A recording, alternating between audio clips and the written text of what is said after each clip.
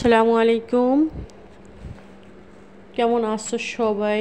আশা করছি আল্লাহর অশেষ রহমতে সবাই ভালো আছো। আলহামদুলিল্লাহ, আমিও ভালো আছি। আমরা আসলে থাকতে বুঝি না, এটাই স্বাভাবিক। স্বামীর বাড়িতে স্বামী যখন থাকে তখন তার স্ত্রী হচ্ছে যাইয়া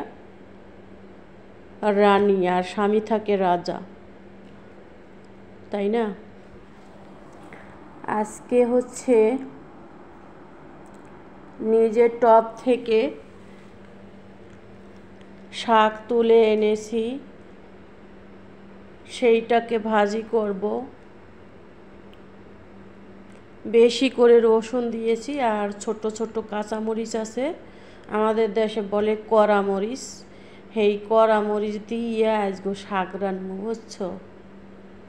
যাই হোক, আমরা যখন আমাদের থাকে যে কোনো জিনিস হোক, সেটা মানুষ হোক বা কোনো জিনিস হোক, থাকলে তখন বুঝি না, আসলে থাকলে বোঝা যায় না। হাজব্যান্ড যখন থাকে তখন ওয়াইফ থাকে একদম রানীর মতো, আর হাজব্যান্ড তো রাজা থাকবেই। কিন্তু যখন সে থাকে না তখন কিন্তু বোঝা যায় যে কতটা অসহায় হয়ে যায় একটা মেয়ে। রানী তো দুরস্থন, একজন কাজের মেয়ের সমাতুল্য তাকে সম্মান করা হয় না, যতই তার অর্থ সম্পদ থাকুক না কেন। আসলে মানুষ দুনিয়ায় এরকমই হবে। একটা মানুষ অসহায় যখন পড়ে, তাকে সাহায্য সহযোগিতা না করে যখন তারা দূর দূর করে তাড়িয়ে দেয় কিংবা টিটকারি তাচ্ছিল্য করে, তাদের মতো জঘন্য জগতের খারাপ মানুষ আর পৃথিবীতে হতে পারে না। কথাটা বলছি বাস্তব, নিজের জীবনের সাথে, নিজের লাইফের সাথে ঘটে যাওয়া কিছু কথা, তাই না? সবাই কম বেশি জানি এবং জানো। তো মানুষ এমনই দুনিয়াতে। এই যে আমার শাক রান্নাটা হয়ে গেছে, মানে ভাজিটা, খেতে কিন্তু ভীষণ মজা হয়েছিল। অনেক দিন পর শাক ভাজিটা খেয়েছি। শুকনো মরিচও দিয়েছি, অফ ক্যামেরায় দেখানো হয়নি। আর এখানে গরুর মাংস ভুনা করব, একদম অল্প মশলায়। বেশি মশলা খেলে কিন্তু গ্যাসে সমস্যা হয়, আর আমরা বাঙালিরা তো বেশি মশলা ছাড়া মানে ভালোই লাগে না। তো কি করব, কি করার আছে, চেষ্টা করতেছি নিজেকে একদম মানে কি বলবো, যেভাবে টিকে থাকা যায়, যেভাবে বেঁচে থাকা যায়। গ্যাসের সমস্যা হয় না জানো, আলহামদুলিল্লাহ গ্যাসের থেকে অনেকটা ভালো আছি, যেহেতু তেলটা খাচ্ছি হচ্ছে অলিভ অয়েল তেল।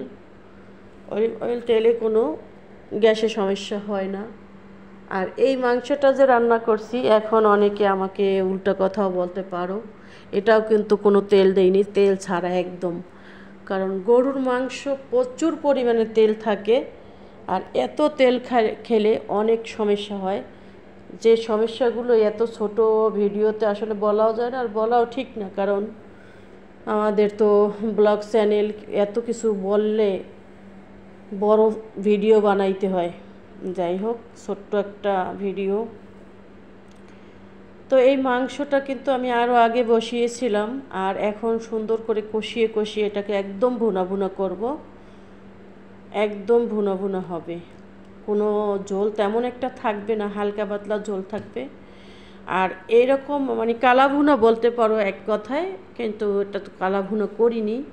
খেতে কিন্তু ভীষণ মজা হয়েছিল। এখানে আদা, রসুন, তারপরে গরম মশলা, তেজপাতা, এলাচ, দারুচিনি, মানে যা যা লাগে আর কি, সব কিছু দিয়েছি। আর এইখানে কিন্তু প্রিয় আপুদের লাইভ চলছে। লাইভ না এটা ভিডিও মনে হয়, পুরো এইটি করতে পারি নাই। যাই হোক, এই যে দেখো, অনেকে বলে অ্যাড সহ দেখি না, অ্যাড সহই দেখি, ঠিক আছে, অ্যাড সহই দেখি, চলতেই আছে। লাস্টে যখন বেশি হয়ে গেছে তখন কেটে দিই। দেখো, ওটা শেষ হয়ে আবার আর একটা চলে আসছে। এই যে এভাবে সবসময় কিন্তু ভিডিও দেখতে থাকি। এখন অনেক সময় কি মনে থাকে না, আবারও দেখি ওই ভিডিও, এরকম আবার অনেক সময় দেখিই না। তো আমি তো এরকম আমাকে আল্লাহ পাক তো এখন বর্তমানে রেখেছেন। এই সময়টা আসলে সবার বেলা আসবে। আমি মাংসগুলো সব মাংস রান্নার ফাঁকে ফাঁকে মশলাগুলি উঠিয়ে নিচ্ছি। মাংসগুলি প্রায় শেষের পথে হয়েছে, এত সুন্দর মুলাম, এত সুন্দর সফট হয়েছে, খেতেও সেই টেস্ট হয়েছে আলহামদুলিল্লাহ। এই যে অবহেলার কথাটা বললাম, এটা কিন্তু আমার বেলা শুধু না, সবার বেলা হতে পারে, হবে এক সময়, কিন্তু সেই সময়টা কোনো লাভ হবে না ভেবে, আগে থেকে যদি আমরা না বুঝি, না করি। মাংসটা একদম কষিয়ে কষিয়ে পুরো মাংসটা কষানো অবস্থা রান্না করে নিয়েছি।